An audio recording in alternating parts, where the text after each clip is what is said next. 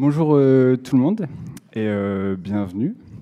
Aujourd'hui, on va parler d'un sujet qui me tient beaucoup à cœur, que j'aime beaucoup, qu'on a tendance à beaucoup utiliser aussi, mais dont on ne sait pas forcément comment ça marche en profondeur. Aujourd'hui, on va parler des signaux et de la réactivité. Avant d'aller plus loin, ce que je vous propose, c'est qu'on fasse une petite photo tous ensemble. Donc ceux qui ne veulent pas être sur la photo, vous mettez votre main sur votre visage.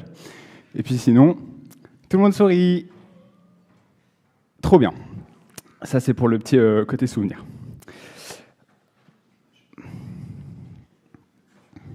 Tant pis.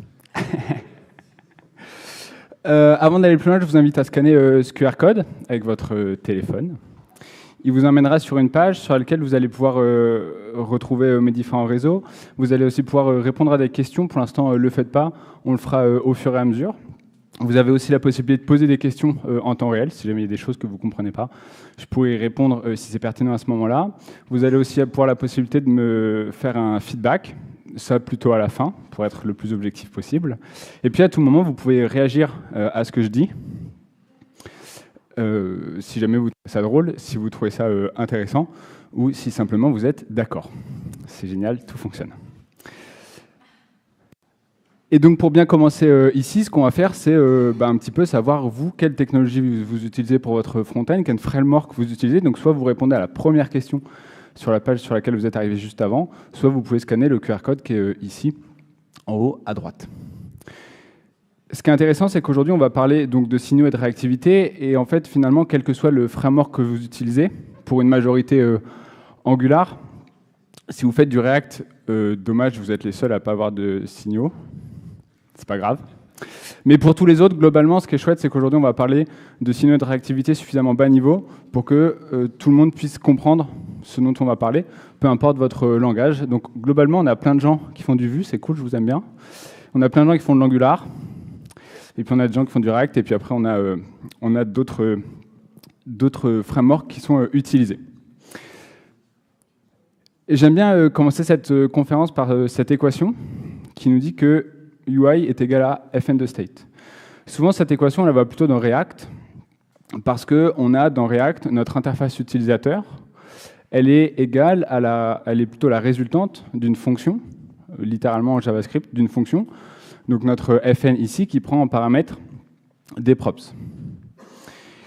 Et donc on a cette équation qu'on peut découper comme ça en 3 gros blocs, notre interface utilisateur, notre fonction et notre état. Ce qui est chouette avec la réactivité et les signaux, c'est qu'en réalité, on peut reprendre cette même équation et plutôt que d'avoir en fn une fonction comme on peut avoir en React, en réalité, on va plutôt imaginer notre boîte noire. Fn, on va l'imaginer comme une boîte noire et on va dire, en fait, c'est notre système de réactivité. Et tout l'objectif du talk aujourd'hui, ça va être de démystifier ce fn-là. Et donc, ce qu'on va dire, c'est que nos interfaces, elles vont être pilotées par l'état. Donc, notre UI, elle va être pilotée par une boîte noire qui prend en paramètre un état. Et en fait, ça, c'est un concept que vous connaissez tous et que vous avez tous déjà manipulé à travers un tableau Excel. Donc ça, c'est un tableau Excel, et c'est un tableau Excel dans lequel on voit 3 lignes, 3 colonnes, donc c'est un petit tableau Excel. Et on voit qu'on a en colonne B, on a une quantité de choses, donc ici on en a 0. En ligne 2, donc en B2, on a eu un prix unitaire par élément, et puis enfin on a le total. Comme dans tout tableau Excel, on peut insérer des formules, et on voit qu'ici, en B3, on va avoir le résultat qui va être égal à B1 fois B2. Évidemment, comme dans tout tableau Excel aussi, si on change la quantité, plutôt que d'en avoir 0 et qu'on en met 1, ou même qu'on en met 3, on voit qu'automatiquement, le total ici s'est mis à jour. On a bien une interface qui est pilotée par l'état, on a changé l'état, et automatiquement, notre interface a réagi. Alors évidemment, nous, aujourd'hui, ce n'est pas d'Excel dont on veut parler, mais c'est plutôt de ça. Ce qu'on voit ici, c'est exactement comme notre tableau Excel de tout à l'heure. On va avoir une quantité de choses. On va avoir un prix par quantité, et puis derrière, on va calculer un total qui va nous donner, comme dans notre cellule B3, qui va être le résultat de quantity fois price. Et puis ensuite, on va afficher quelque chose dans la console. Ce qui est intéressant avec la librairie qu'on va utiliser ici, c'est qu'on va parler d'Alien Signal. Alien Signal, c'est une librairie qui est développée par Johnson Chu, qui est un développeur qui travaille beaucoup sur la réactivité de Vue.js et aussi sur tout le LSP de Vue.js, et donc notamment Volar, et qui a eu des problématiques de performance et qui s'est dit, OK, à quel point on peut faire en sorte que la réactivité soit la plus performante possible. Et donc, il en est arrivé à développer Alien Signal, qui est aujourd'hui l'implémentation des signaux en JavaScript la plus performante qui soit. Ce qui est aussi hyper intéressant avec Alien Signal, c'est que son API publique qu'on voit ici, elle est développée avec des API internes qui vont permettre de recréer toutes les implémentations des signaux de tous les frameworks, et notamment celle du TC39, pour la standardisation potentielle des signaux en JavaScript. Donc, ce qui est chouette avec Alien Signal, c'est qu'on est suffisamment bas niveau pour qu'on puisse tous partir de la même base, et on va tous comprendre ensemble ce qui va se passer. Puisque nous, notre objectif, ça va être, comme tout à l'heure dans le tableau, si quantity, au lieu de l'avoir à 0, on le change et on le met à 3, on voit ici que notre total vaut maintenant 45. Et donc tout notre objectif, ça va être de comprendre comment, en changeant quantity ici, ce truc-là, c'est qu'il doit tourner à nouveau pour nous afficher un nouveau total. C'est ça l'objectif des prochaines minutes. Hop là. Mais avant d'aller plus loin, je me présente, je m'appelle Esteban, je suis ingénieur chez Takima. Dans mon temps libre, je gravite plutôt autour des écosystèmes de Laravel, Vite, Vue, Nuxt. Et quand il me reste du temps, j'écris des articles récemment sur des plugins Vite ou des plugins Markdown ou d'autres choses. Un petit peu d'IA aussi, c'est un peu tendance. Et puis après, vous pouvez me retrouver à peu près partout, principalement sur LinkedIn, de temps en temps sur Twitch quand j'ai le temps, et puis sinon sur mon site internet. Mais on n'est pas là pour parler de moi, on est là pour parler d'Alien Signal et de comprendre ce qui se passe en profondeur. Avant de vraiment creuser le sujet, ce qu'on va faire, c'est qu'on va faire un peu de maths et on va faire un peu de théorie des graphes. En théorie des graphes, on va avoir deux grands éléments. Le premier, c'est le nœud, le node, qu'on représente ici sous la forme d'un carré.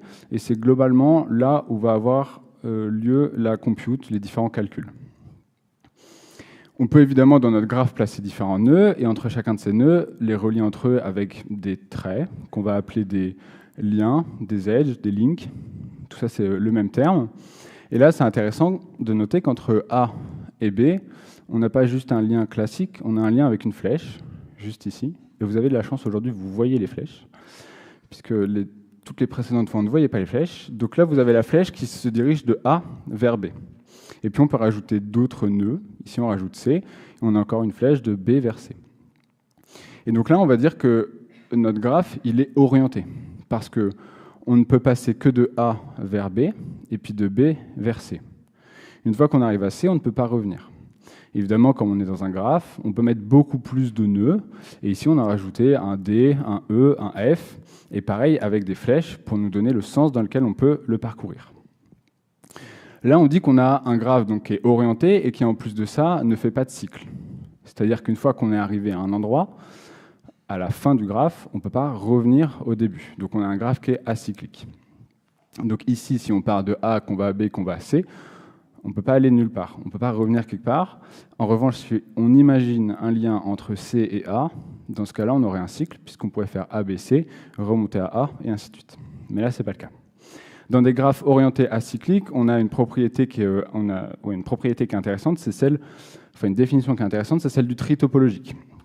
Donc un tri topologique, c'est un ordre linéaire des nœuds, de telle sorte à ce que pour chaque nœud de départ, que chaque nœud de départ arrive avant dans l'ordre le nœud d'arrivée. Autrement dit, parce que ça c'est la définition mathématique un peu barbante, mais autrement dit, ça veut dire que pour accéder au nœud suivant, il faut absolument qu'on soit passé par tous les nœuds d'avant, qui seraient reliés à ce nœud-là. Donc si on prend le nœud A par exemple, ce qu'on va faire, c'est qu'on va regarder s'il a des parents. Est-ce que A a des parents? Oui, il a un parent, c'est D. Est-ce qu'on est passé par D? Non. Il faut voir vraiment notre tri topologique comme une espèce de liste dans laquelle on va essayer de classer nos différents nœuds. Donc on n'est pas passé par D, donc on ne peut pas commencer par A. Donc on va regarder D, est-ce que D a des parents? Non, D n'a pas de parents, donc on peut commencer par D. Donc on peut placer D dans notre liste. Et puis ensuite, on peut reprendre A. On prend A, on regarde, est-ce que A a des parents? Oui, c'est D. Est-ce qu'on est passé par D? Oui, donc on peut prendre A. Et puis maintenant, on peut aller sur B. Est-ce que B a des parents? Oui, c'est A, D et E. Est-ce que on est passé par ces trois-là, non, on n'est pas passé par eux. Et on va comme ça faire le tri de notre graphe. Et donc on va faire D, puis A, puis F, puis E, puis B, puis C. Ce qui est intéressant, c'est que pour le même graphe, vous avez plusieurs tris topologiques. Donc on aurait très bien pu commencer par F et refaire la même chose. Il y a une deuxième propriété qui est intéressante, enfin il y a un deuxième type de graphe qui va nous intéresser pour la suite, c'est celui des listes doublement chaînées. Donc dans une liste doublement chaînée, ce qui est chouette, c'est qu'on peut la représenter aussi sous la forme d'un graphe, avec un nœud A ici, qu'on va relier aussi à un nœud B. Mais là, ce qu'on va faire, c'est qu'on va créer un lien entre A et B, et un autre entre B et A. Donc pourquoi on dit qu'on est dans une liste doublement chaînée? Parce qu'on est dans une liste, on a relié nos éléments entre eux, doublement, parce qu'on peut passer de A à B et de B à C. Et évidemment, si on rajoute des éléments dans notre graphe, il faut aussi les lier doublement. Et donc on est là, pour le coup, dans des graphes qui sont cycliques, puisqu'on peut passer de A à B, de B à C, et revenir jusqu'à A. Ça, c'était pour la partie mathématique, globalement, le plus facile. J'espère que vous suivez encore, parce qu'on va pouvoir maintenant s'attaquer à la partie la plus intéressante, à savoir du code. Donc je le rappelle, c'est ça notre exemple qu'on a pris depuis le début, avec notre quantité, notre prix, notre total, et puis à la fin un effect, enfin une fonction en tout cas, qui nous permet d'afficher des choses. Pourquoi juste avant on a fait un peu de théorie des graphes? Parce que ça va nous permettre de visualiser un petit peu le dessous de ces lignes de code-là. Si on prend par exemple nos signaux, on se dit, donc je vous ai dit, c'est l'endroit tout à l'heure où il y a de la compute, où il se passe des choses, donc on peut les représenter sous forme de nœuds. Donc là, j'ai deux nœuds, le nœud quantity et le nœud price. Et puis ensuite, ma computid, on peut faire pareil. On peut la représenter sous forme d'un nœud, et on peut relier quantity à total et price à total. Pourquoi? Parce qu'on voit ici qu'ils sont dans la fonction de callback. Et puis ensuite, on peut faire pareil avec l'effect. On va le représenter sous forme de nœud. Et puis on va relier total à effect. Donc là, on a une représentation qui est plutôt logique des choses. C'est-à-dire qu'on a computed qui englobe quantity et price. Donc on a les deux flèches ici. Et puis ensuite, on a l'effect qui englobe total. Donc on a la flèche ici. Ça, c'est la partie logique. Mais si on change un peu notre graphe et qu'on prend plutôt une représentation sur la manière dont ils vont communiquer entre eux, on peut représenter ça sous forme d'une liste doublement chaînée. Donc là, on voit que dans la représentation, vous avez chacun des éléments qui est relié à chacun des autres par deux flèches, donc ce qui nous permettra par la suite de passer de quantity à total, de total à effect, et de effect à total vers price. Globalement, ce qu'il faut retenir, c'est pas que nécessairement ça ressemble à ça, mais c'est que ça vous permet de vous donner une idée de visuellement ce que ça pourrait ressembler. Et sur la suite de ce qu'on va voir, ça peut vous aider à mieux comprendre les choses si vous êtes plus des gens qui visualisez pour comprendre. Donc vous pouvez garder ça en tête et l'adapter à ce qu'on va voir ensuite. Nous, ce qu'on va voir maintenant, c'est ces 4 API-là qui sont en fait l'API publique d'Alien Signal. Donc on va essayer de comprendre comment chacun de ces éléments-là fonctionne vraiment avec du code et comment finalement à la fin on arrive à avoir ce fameux total qui vaut 45. Donc ça, c'est les 4 fonctions de l'API publique. L'effect scope, on s'en occupera pas trop. Nous, on va surtout s'occuper du signal, de la computid et de l'effect. Il y a une propriété là-dessus qui est hyper importante, c'est celle de subscriber et de dépendance. Ça, c'est un point qui est hyper important à comprendre.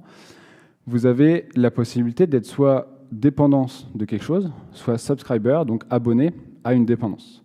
Un signal, c'est l'élément de base dans lequel vous allez attribuer une valeur ou récupérer la valeur qui lui a été attribuée. C'est une boîte dans laquelle vous mettez une valeur, vous pouvez la récupérer, et ça, c'est une dépendance.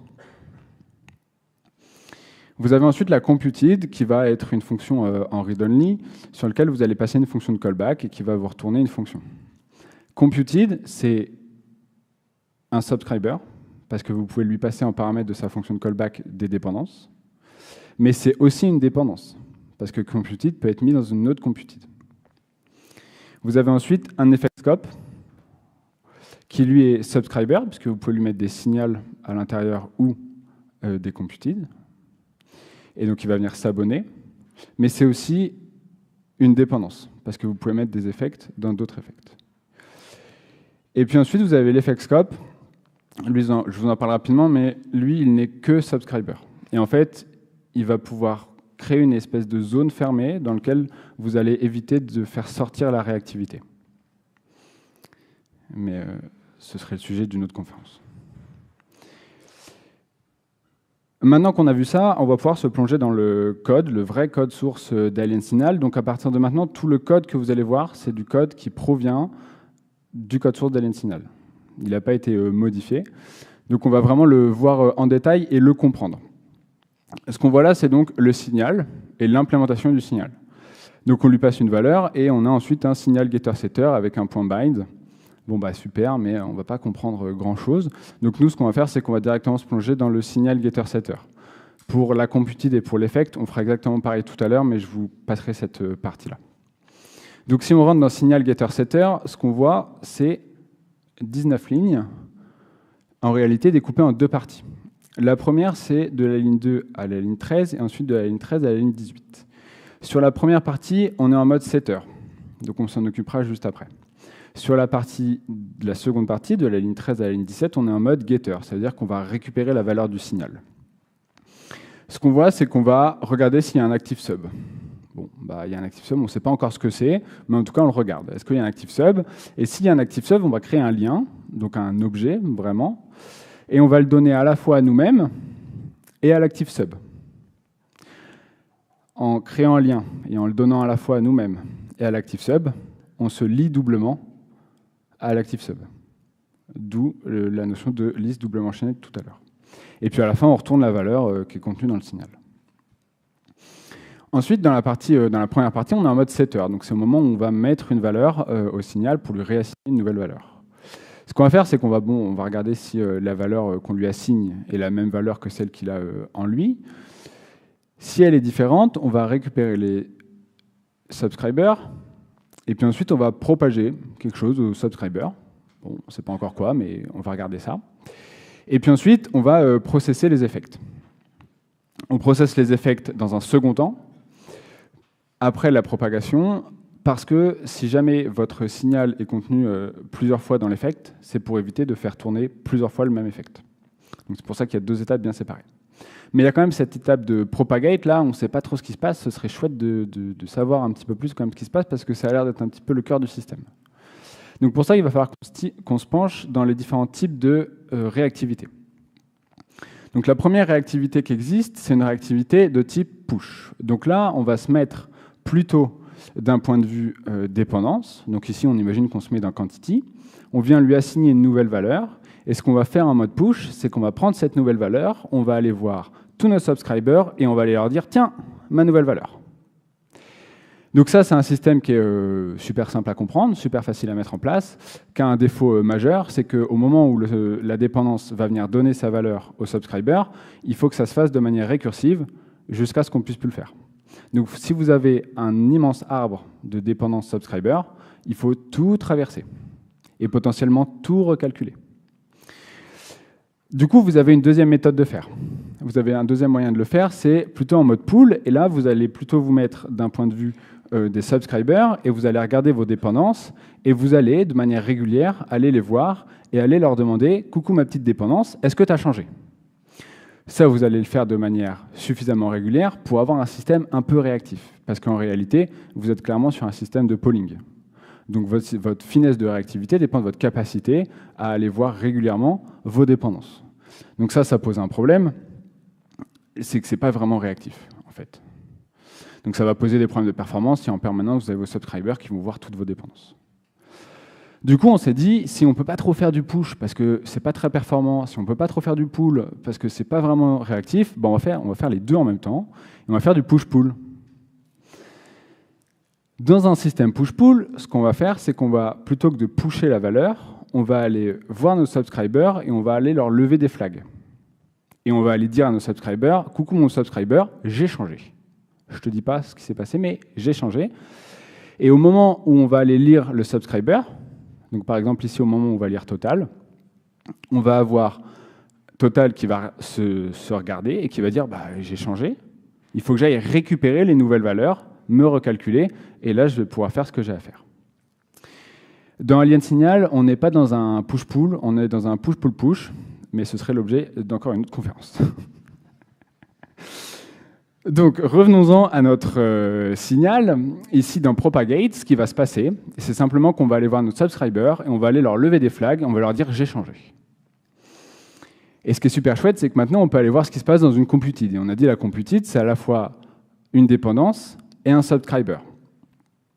Et bien justement, on les voit là, nos flags. On va regarder, quand on active la computid, elle va regarder ses flags, elle va s'introspecter, elle va regarder est-ce que je dois tourner parce que c'est la première fois et que j'ai toujours pas tourné, ou est-ce que je suis en pending. Alors, est-ce que j'ai jamais tourné, c'est la pending computid, ou est-ce que j'ai un enfant qui m'a dit j'ai changé.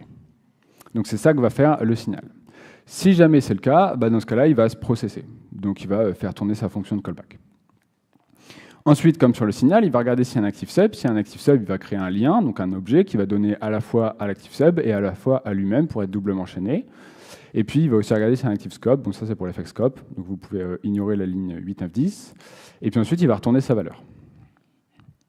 OK, facile. Du coup, maintenant, on peut aller regarder ce qui se passe dans l'effect. Dans l'effect, donc là, vous avez toujours la fonction effect qui est autour. Moi, je vous ai simplement pris directement à l'intérieur. C'est plus simple.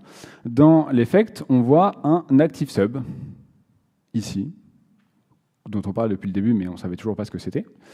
On voit l'active sub qu'on va mettre dans un prev sub. On voit le E, qui est l'effect qu'on va mettre dans un active sub. OK, ça, c'est hyper intéressant. Et puis ensuite, on va faire un start tracking. On fait tourner la fonction de callback. Et puis, on remet le subscriber précédent dans l'active sub, et puis on arrête de traquer. L'active sub, là, c'est dans Alien Signal et dans tous les systèmes de réactivité, une variable globale partagée dans tout le système, dans lequel on va venir mettre le subscriber, et puis ensuite on va faire tourner la fonction de callback. Autrement dit, tout le système de réactivité ne fonctionne que sur une chose, une variable globale. Il n'y a donc pas de magie, il n'y a pas d'espèce de fonction cachée dans JavaScript. Tout ne passe que par une fonction, par une variable globale. C'est facile en fait. Si on prend notre exemple de tout à l'heure, qu'est-ce qui se passe? On crée un signal. Dans notre signal, là, on est en mode setter. Donc, on va propager les changements dans nos parents. Bon, en l'occurrence, on n'a pas de parents, donc on ne fait rien du tout. Juste, on met la valeur 0 dans le signal. On fait pareil pour price, on met la valeur 15 dans le signal. Ensuite, on va dans notre computid. Dans notre computid, on va faire tourner notre fonction de callback. Dans notre fonction de callback, ou plutôt quand on va faire tourner tout ça, on l'a vu, si jamais il y a un active sub, il va faire des choses. En l'occurrence, ce que je ne vous ai pas montré, c'est qu'au moment où il regarde ses flags, dans le process computid update, il va passer la computid en tant qu'active sub. Puisqu'on l'a dit, une computid, ça peut être un subscriber. Donc on a computid qui se met en active sub. On a ensuite quantity qui est appelé en mode getter. Et on l'a vu, quand un signal est appelé en mode getter, il regarde s'il y a un active sub. En l'occurrence, il y a un active sub. Donc, on va lier quantity à computid. Et puis ensuite, on va appeler price en mode getter. On l'a vu, pareil, il y a un active sub, c'est computid. Donc, on va lier computid à price. Normalement, vous commencez à réimaginer le graphe qu'on a dessiné tout à l'heure. Et puis ensuite, on a l'effect. Pareil, l'effect, il se met en active sub. Il se fait tourner la fonction de callback.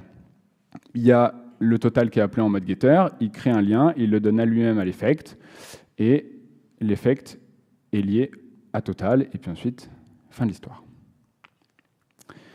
Mais comme cet exemple il est un petit peu trop simple, j'ai décidé de le complexifier un peu, on rajoute quantity et price ici dans l'effect. Ce qui nous donne ce magnifique schéma. Voilà, ça c'est le système de réactivité. C'est pas très compliqué. Donc vous avez ici en rouge, vous avez les subscribers. Et en bleu, vous avez les dépendances. Hop là. Donc on voit que total est à la fois en rouge et en bleu, puisque c'est à la fois une dépendance et un subscriber. Quand on fait tourner total, donc la computid, on a dedans dans la fonction de callback quantity qu'on fait tourner en mode getter, donc on crée un lien ici qu'on donne à la fois à quantity en tant que subs et total en tant que depth, donc dépendance, subscriber. Et puis pareil, dans la fonction de callback, il y a aussi le price. quand on le fait tourner en mode getter, on regarde s'il y a un active sub, il y a un active sub, c'est total, donc on crée un lien qu'on donne à la fois à total et au price. On fait pareil pour l'effect. Donc tout à l'heure, on n'avait que total qui s'affichait, mais on a rajouté price, on a rajouté quantity, donc on crée les liens pareil. Puis entre chaque lien, on voit qu'il y a une liste doublement enchaînée ici pour passer de lien en lien. Il n'y a pas de liste doublement enchaînée, par exemple ici entre total et link. Si, il y en a une, mais ici, il n'y en a pas, par exemple.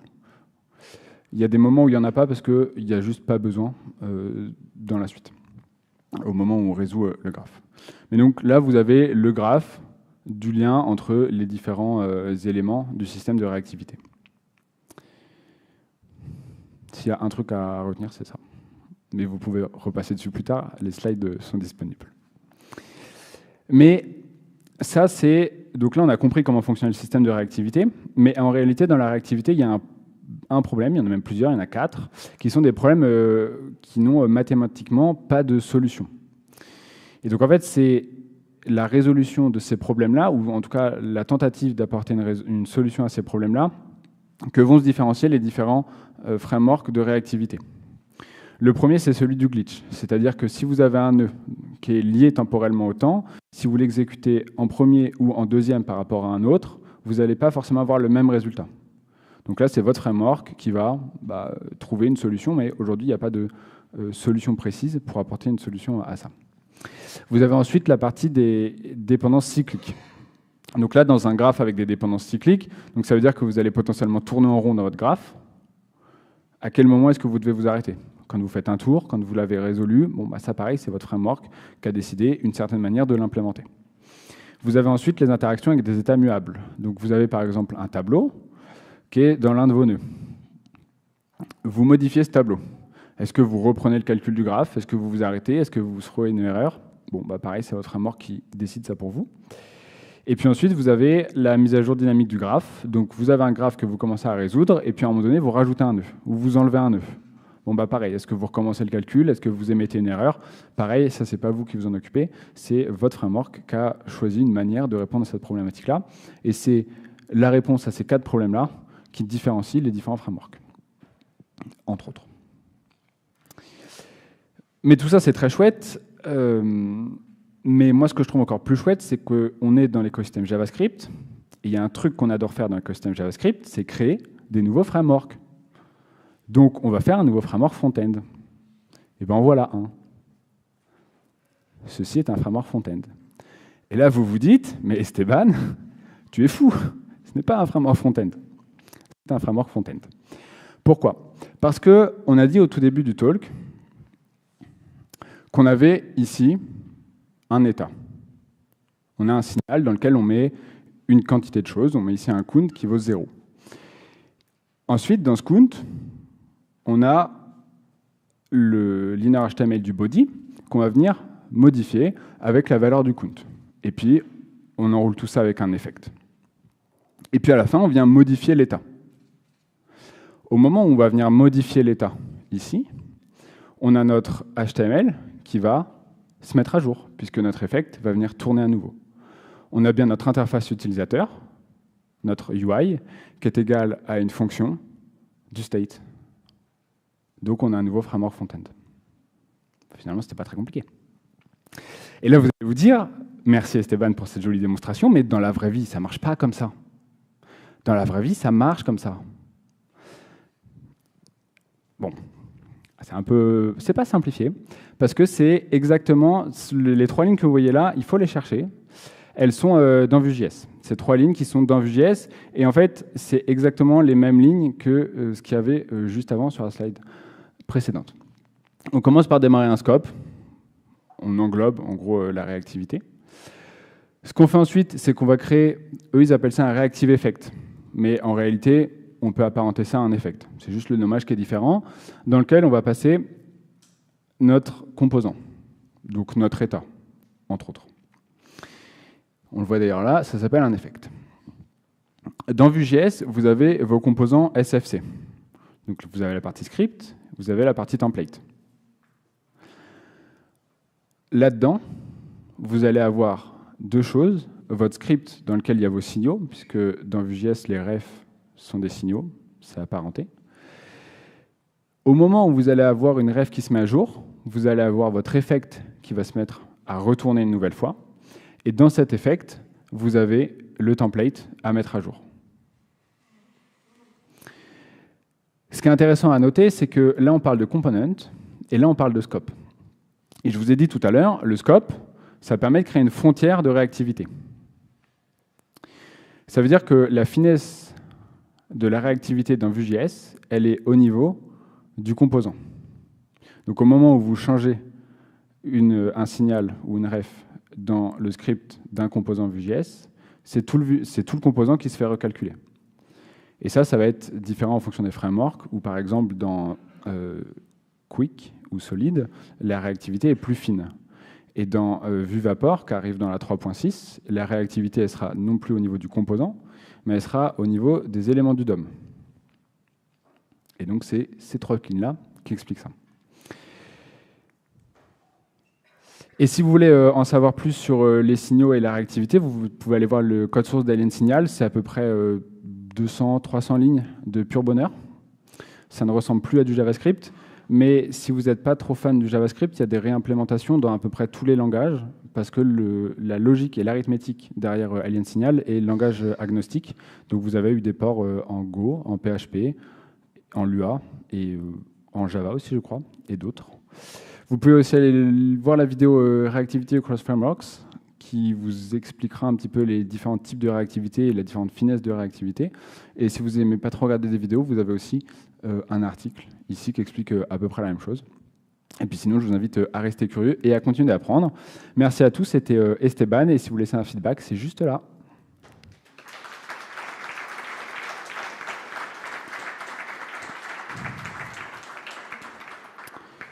Et si vous avez des questions, c'est le moment. Ouais.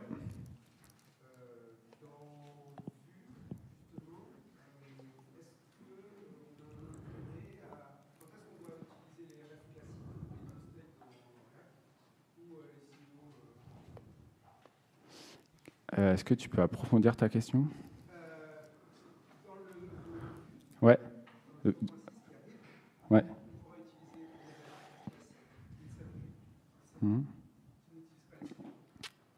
Dans les signaux sont dans Vue.js.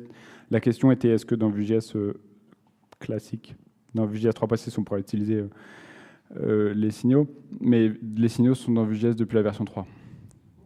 En réalité, ils y sont même depuis la version 2, mais ouais. Et en fait, avec Alien Signal, l'API Alien Signal est tellement bas niveau qu'on peut réimplémenter les signaux de Vue.js. Et Alien Signal, aujourd'hui, toute l'optimisation qui a été faite dans Alien Signal est en train d'être portée dans la réactivité de Vue.js depuis la version 3.4. Donc il y a une partie qui a été faite en 3.4, une autre en 3.5, une prochaine en 3.6. Et tout le gain de performance se fait sans aucun breaking change pour l'utilisateur final. Et en 3.6, Vue.js deviendra l'un des frameworks les plus efficaces en termes de réactivité. Mais vas-y.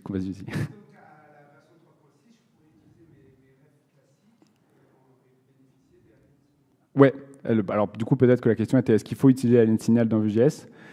La réponse est non, puisque tu as déjà la réactivité de Vue.js et qu'en fait c'est la même chose. C'est-à-dire qu'en comprenant ça, tu comprends Vue.js. Et ensuite, si tu veux l'utiliser dans React, puisque React ne fonctionne pas du tout de cette manière-là, tu peux utiliser Alien Signal dans React. Il y a des espèces de bridges qui ont été faits pour que ça fonctionne.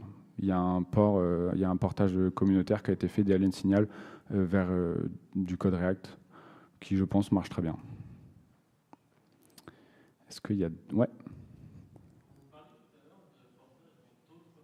Ouais.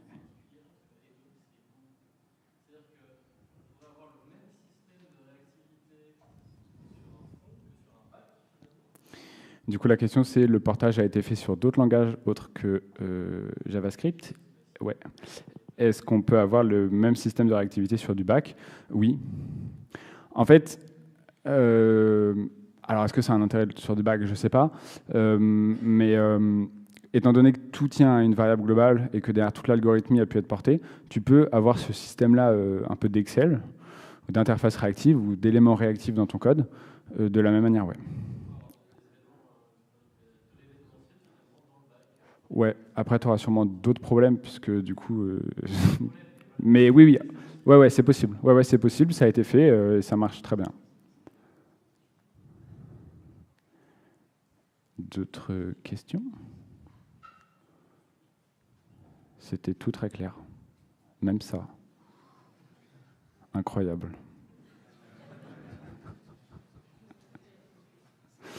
Non, mais écoutez, si vous n'avez pas d'autres questions, c'est super.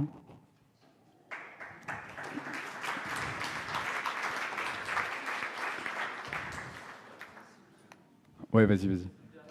Vas-y. Le graphe, là? Je sais pas, j'ai arrêté de compter. Non, ouais, c'est long. C'est beaucoup d'heures. Merci beaucoup. Ah, une dernière question. Oui. Le diapo, il est disponible. Peut-être à la fin, il y a un lien. Tac, tac, tac, tac, tac, tac, tac, tac. Là. Toutes mes slides, elles sont là. Donc elles sont sur mon site internet, /talk. Elles sont toutes là. Celles-là, elles seront mises prochainement, mais comme il a déjà été donné, tu peux retrouver les mêmes slides, mais sur d'autres conférences. Avec plaisir.